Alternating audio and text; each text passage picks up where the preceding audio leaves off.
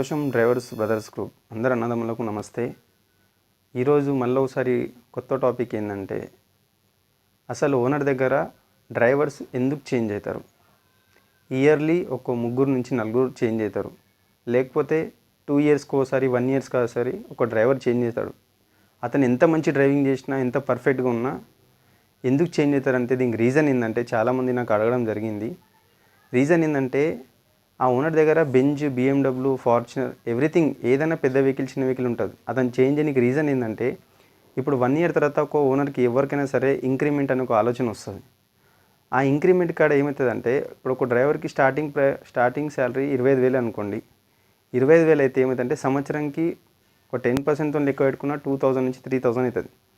Owner ఏం ఆలోచిస్తారంటే, ప్రతి సంవత్సరం ఇంక 3,000 4,000 పెంచుతూ ఉంటే ఇతనికి శాలరీ ఒక నా దగ్గర 5 సంవత్సరాలు వేస్తే 50,000 40,000 అయిపోతుంది అని ఆలోచన వాళ్ళది.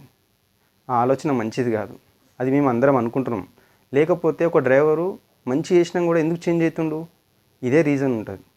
మళ్ళీ మీ దగ్గర డ్రైవర్ అంత మంచి చేస్తున్నప్పుడు ఇయర్లీ ఇంక్రిమెంట్ పెంచితే తప్పేముందండి?